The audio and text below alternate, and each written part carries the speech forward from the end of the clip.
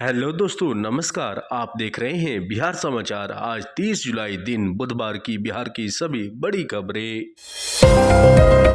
बिहार के मुख्यमंत्री नीतीश कुमार की अध्यक्षता में राज्य कैबिनेट की बैठक में कई अहम प्रस्ताव रखा गया है। वहीं इस कैबिनेट बैठक में कुल 41 प्रस्ताव पर मुहर लगा है। इसके अलावा पत्रकार पेंशन योजना को लेकर जो बदलाव किया गया था उसकी स्वीकृति भी दे दी गई है। और इसके अलावे राजगीर में खेल एकेडमी बनाने को लेकर कुल 1100 करोड़ रुपए की मंजूरी भी दे दी गई है। और इसके अलावे इस कैबिनेट बैठक में राज्य युवा आयोग में कुल 6 पदों की स्वीकृति दी गई है। बिहार सरकार ने राज्य के 5 जिलों में डेयरी प्लांट खोलने का निर्णय लिया है। यह नया डेयरी प्लांट रोहतास, गया, सीतामढ़ी, दरभंगा और गोपालगंज में खोला जाएगा। इन डेयरी प्लांटों में मिल्क पाउडर भी बनाया जाएगा और राज्य सरकार इस पर 317 करोड़ रुपए खर्च करेगी। इसके अलावे इस कैबिनेट बैठक में दरभंगा और गोपालगंज में केंद्रीय विद्यालय खोलने को लेकर भी स्वीकृति दी गई है।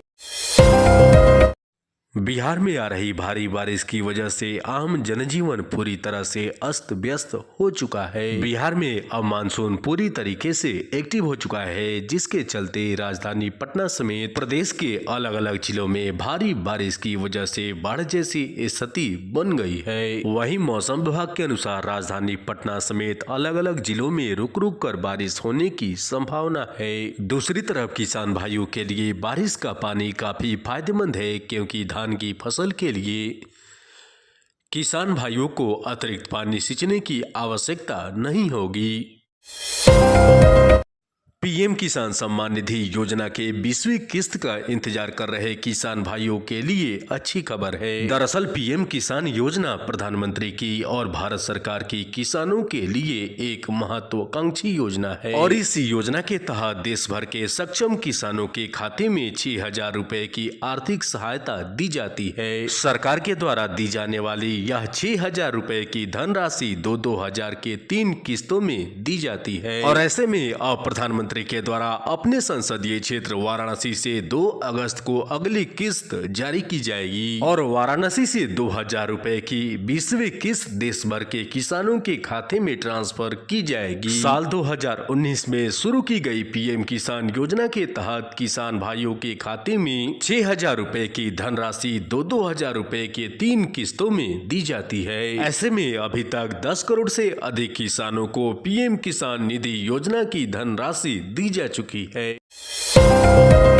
ऑपरेशन सिंदूर पर हो रही चर्चा के दौरान प्रधानमंत्री ने इस विषय पर लोकसभा को संबोधित किया है। लोकसभा को संबोधित करते हुए प्रधानमंत्री ने इस ऑपरेशन से जुड़े एक-एक पॉइंट को लोकसभा के सामने रखा है। प्रधानमंत्री ने कहा है कि यदि भारत पर कोई आतंकी हमला हुआ तो भारत इसका जवाब अपने तरीके से, अपने शर्तों पर और अपने समय पर देगा। अपने संबोधन में प्रधानमंत्री ने ऑपरेशन सिंदूर को रोके जाने के विपक्ष के सवालों का भी जवाब दिया है। प्रधानमंत्री ने बताया है कि पाकिस्तानी डीजीएमओ ने भारतीय डीजीएमओ से इस ऑपरेशन को रोकने की विनती की थी। ऑपरेशन सिंदूर के दौरान भारतीय सेना ने 100% लक्ष्य हासिल किया था और यह पूरी तरह से हमारी शर्तों और समय पर किया गया ऑपरेशन था। इसके अलावे प्रधानमंत्री ने कहा है कि केवल 22 मिनट में 22 अप्रैल के पहलगाम हमले का बदला ले लिया था।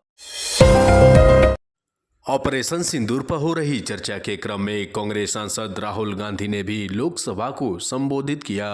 वहीं लोकसभा को संबोधित करते हुए राहुल गांधी ने आरोप लगाया है कि इस ऑपरेशन के शुरुआत में ही सीज फायर कर लिया गया। दूसरी तरफ अमेरिकी राष्ट्रपति डोनाल्ड ट्रंप के सीज फायर वाले दाव को लेकर राहुल गांधी ने कहा है कि प्रधानमंत्री को लोकसभा में स्पष्ट करना चाहिए कि सीज फायर को लेकर डोनाल्ड ट्रंप झूठ बोल रहे हैं। राहुल गांधी ने कहा है कि इस ऑपरेशन के दौरान हमने सशस्त्र बलों और सरकार के साथ मजबूती से और चट्टान की तरह खड़ा होने का संकल्प लिया था और हमें गर्व है कि विपक्ष के रूप में सरकार के साथ मजबूती के साथ खड़े रहे।